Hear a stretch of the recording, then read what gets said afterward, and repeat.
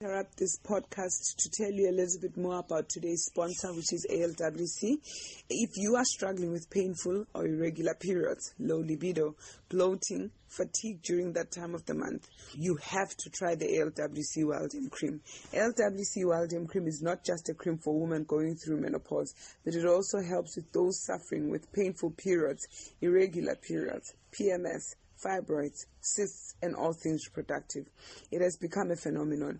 Women who have used it can't stop talking about it and telling other women about it. ALWC, the company that makes the Wild M Cream, is dedicated to making women's life easier. That means using ingredients that come from natural herbs that will not cause adverse effects, proven to work for women. They make no compromises when it comes to quality, and it shows. ALWC Wild M Cream contains herbal extracts called adaptogens. Now, here's the beauty about adaptogens. They help the body adjust to stresses like chaotic hormonal changes due to changes caused by synthetic hormone-laden foods, cosmetics, clothing, and environmental factors we may have no control over. Any woman who has symptoms of a hormonal imbalance can take it. It's also so perfect for those women who are struggling with fibroids and cysts, painful periods, and all things that are related to your periods that are uncomfortable and cause discomfort. ALWC Wild M Cream can help with those things, and the biggest benefit is feeling like myself again. That's what most women mention over and over again in their reviews. For a limited time, you can get 20% off in your first order when you order and mention Sharon Gcaleka podcast in a message following your order. To order, get the ALWC WhatsApp business number on the description.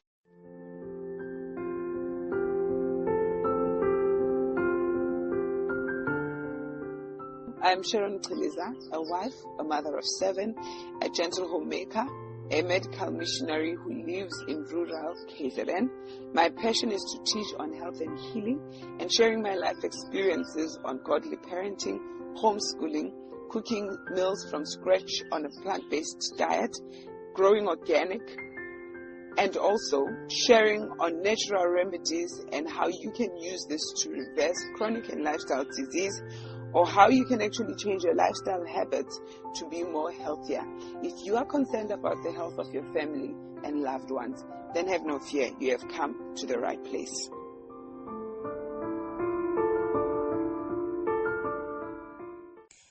Hello everybody and welcome back to the show. Today we have a very special guest with us. It's my sis in love. I chose her particularly because when she got the message of the plant-based diet, she took it up and ran with it, and as a result has been plant-based for quite some time. And I wanted to just share with you that anyone can do it, whether living in the city or in the country. You can be plant-based and do it on a full-time basis. So today, how does she manage staying on a plant-based diet and doing this on a day-to-day basis with a hectic life? So in our discussing here today, we're just gonna expose a bit more about her life as a person who is in corporate and how she's been managing on a plant-based diet. But I'd like to just give her an opportunity to introduce herself. Great. Thank you so much, Sharon, for having me on your show again. Today, my name, if you've missed the previous show, my name is Zinzi Gcaleka. I originally am from KwaZulu-Natal, South Africa, but I have moved to the city of gold, Johannesburg, South Africa, and that's where I live with my family.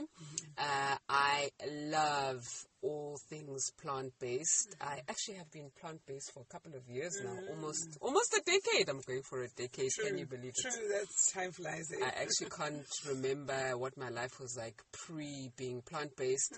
I have a family and I am a corporate woman, and so I work in one of the big banks in South Africa.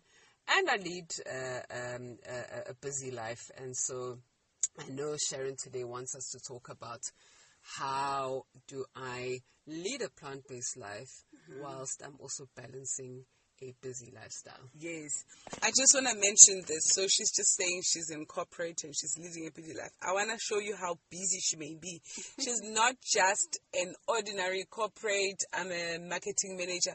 She's the head of a department. So you can imagine how many meetings she's ever in, travel, a lot of travel, yet she still maintained being on a plant-based diet, and not only for herself, but even feeding her whole family a plant-based diet. So I just wanted for her to share with us that how does she do it? You know, any tips, Zinzi, as to what preparation do you do to actually make sure that they still get to eat healthy on a day-to-day basis? Any outside help that you get, any additional helps that you get, and everything, just everything and anything, so that they too can know that they can do it. Awesome. So I do not compromise in terms of how I start my day, Sharon. Yes.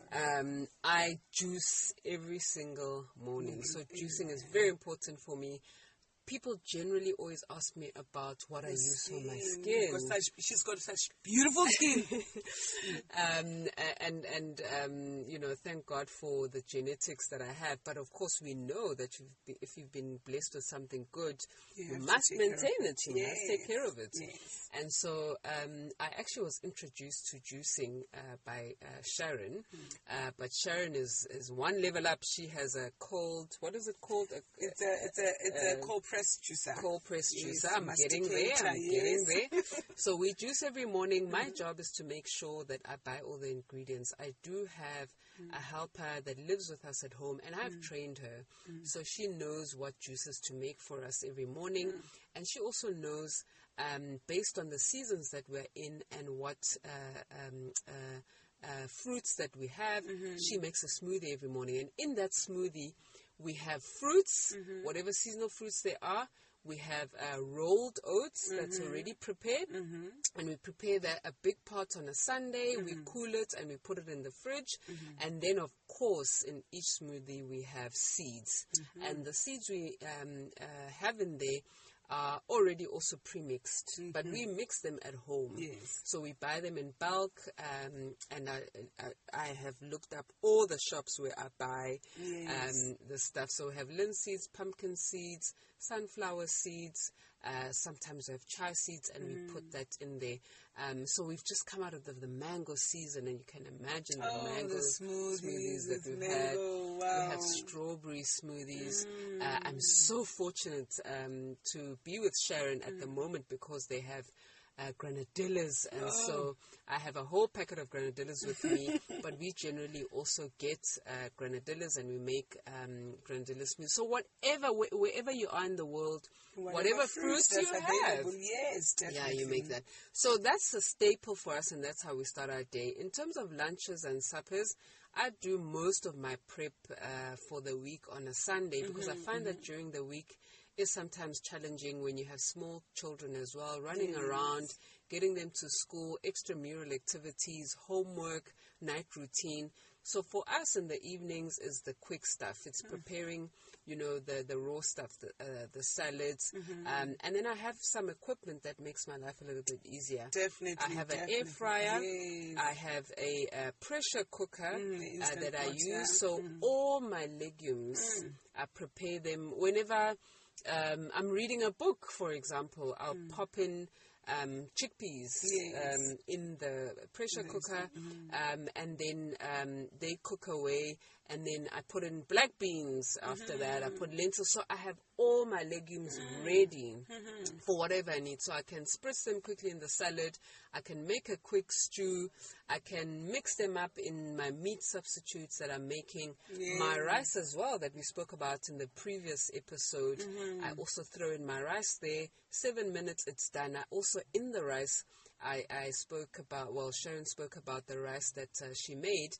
Let me tell you, can make rice taste different. So I learned from Sharon the last time I had visited her in a different part of the country she was in. She had put nori sheets in the basmati, and so when I put my rice in the pressure cooker, I put peas, I grate carrots, or sometimes I throw in a different kind of spice. Anything really that you have. Pilau. I put pilau spice. That's a nice. spice that's from Tanzania, courier to South Africa. We absolutely love it. We chop onions, put the pilau in there, put the rice, and we put garlic, a whole lot of garlic. So, just to interrupt you, the first time that I went to Zinzi's place, she had prepared that rice. That was I'm a rice person. That was the best rice I had eaten in years. So it's very, very nice, that one, yeah. Yes. And so those are the ways that you can prepare your staples. And then, of course, we make a lot of sauces, dips, and spreads. And very so important. It's very important because you can lather them on bread. You can make it slightly more runny, and you can run it as a jus or whatever dressing. So whatever you have, if I have tofu, I use that as a base. If I have cashew nuts, I use that as a base. And I must tell you, just a quick one that you can put on anything, literally anything. You throw cashews, you throw black salt, you put coriander, a bit of lemon. What else do we put in there? Garlic, of course. Yes. Garlic. Do raw honey. I love sweet and sour sort of. Yes, and so that's always in my fridge. There's another spread we make as well using mushrooms. You can cook mushrooms. Yes. You make that into a paste. Oh, like a mushroom pate. A mushroom pate. Nice as well. Yes. And so we do a range of those so that you're not stressed when you come back thinking, what on earth am I going to make? You already have made your bases. They are there, and you just grab them. Like everybody who buys the processed stuff from the store, you have your own made, homemade, which is much more healthier. But it's stored in the fridge, ready for you to just pick on and then use. Yes. So never out of ideas, but of course always inspired when I'm with Sharon, because I remember, oh goodness, then you can do this, you can do that. Like today, I'm so fortunate she was sharing a recipe that you can use for burger patties or meatballs. Because I have been doing beef strips. Yes, strips. You can have a stir fry, so a whole range of things. And so, you don't have to have lentils every single day. That's when I'm just lazy. Definitely not. Yes, definitely not. Yes. And the nice things is, even though you say that's when I'm lazy when we have lentils, is that even on the days when you're lazy, you still know that you're serving your family quality food. And you don't have to worry about whether they're healthy or not. It's just a part of your lifestyle. So it can be done even when someone is leading a very busy life. No, that's true. And I mean, I know that most families, even on Sundays or Saturdays or whatever it is, you have a bit more time. And I love those mornings because that's when we make pancakes, we make omelets, we make scrambled eggs. You can have your sausage, but of course the plant-based sausage. We really, really go wild making lovely things that you can have in the morning. So don't despair. If you're thinking about, don't despair. Gosh, what about my cheese? We have a Melrose cheese that we make. So you don't have to forgo your cheese. Even the hard cheese, we make that as well. You prepare it, you put it in the fridge. There's a wonderful recipe that Sharon shared. So in actual fact, everything that you're having that is unhealthy, you can substitute. And here's the other thing. I know that right now you're probably thinking, what about eggs? Whatever your favorite thing is. Sharon always finds a way to make whatever you like. In a much more healthier nutritional way. In fact, this is something that I always share with people, is that when you change over to the plant-based diet, it's really about taking the recipes that you love and then substituting the wrong ingredients with the right ones. Then playing around with it until it gets to that point where you say, now it's reached, now it's there.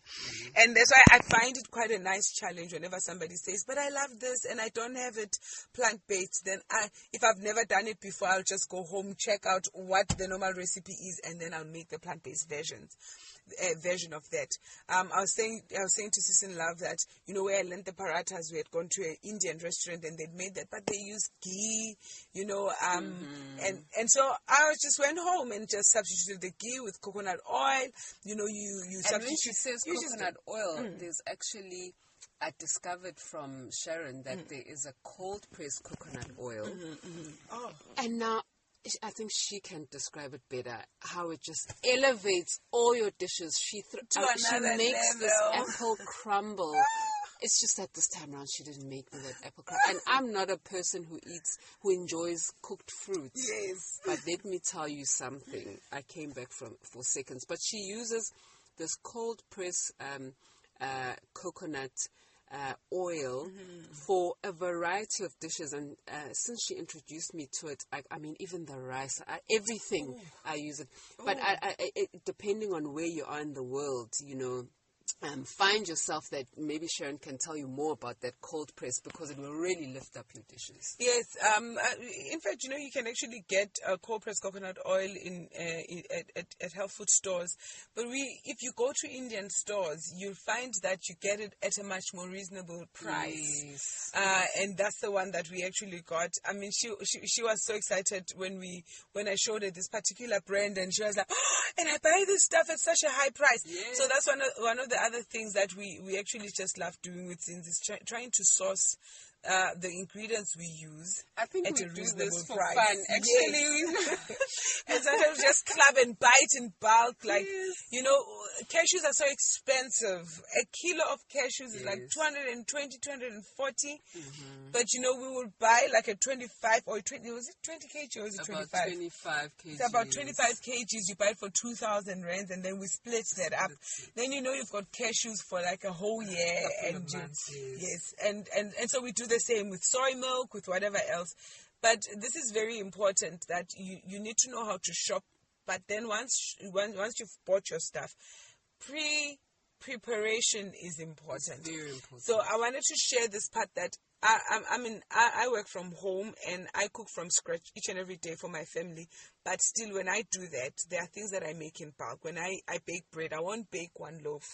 I'll just bake enough. I bake 6 loaves, so that I know that I'm baking for a length of time. When I make chapatis, I'll make a lot and freeze some, so that on that day where, you know, I was pressed for time working with clients, then I can just warm them up, prepare something quickly, and the family is actually eating. The only thing we do discourage is pre-pepping juices and smoothies.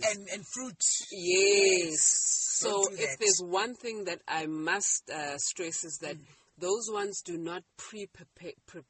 Yes. You must do those when you are going to consume them, so that you get all the nutritional benefits. Yes. So that one you can't run away from. Yes. All right. Hey, that's very important, Zinzi. So in one of the podcasts, I have touched on that you lose the enzyme. So make sure you do not do that in advance. So as I was finalizing the podcast and editing, I realized that the ending was not captured where Zinzi was saying her farewell to us. But generally, we were done with our conversation, and I think it was an awesome and a fabulous conversation. I could not share it with you, even though I lost the farewell. I hope it was a blessing to everyone. If you liked the conversation and you feel it will be a blessing to many others, I would encourage you to share, to comment, and to like the show, the podcast, and let this be spread abroad like autumn leaves, so many can be made wise and alleviate sickness and disease by changing over to a plant-based diet that is good for all of humanity. Please stay tuned. I will be inviting more guests, because sometimes you think that there's not a lot of people who are living this lifestyle. It's not possible. It's not possible as a South African to be on a plant-based diet. But you would be so shocked at how many people are actually on a plant-based diet. And I'm not just talking about females. I'm talking about males who are on a plant-based diet. A lot of people always say to me that, you know, being a black woman in South Africa, when all black men just love meat, there was no way I could get married. And I did. And I married a man who chose not to eat meat before he met me. So it was not because of me that he decided not to eat the meat. But there are black men out there who are studious and who are looking to be more healthier. So yeah, do join us the next time as we continue sharing on health, healing, all things plant-based, country living, and lots more. Bye for now.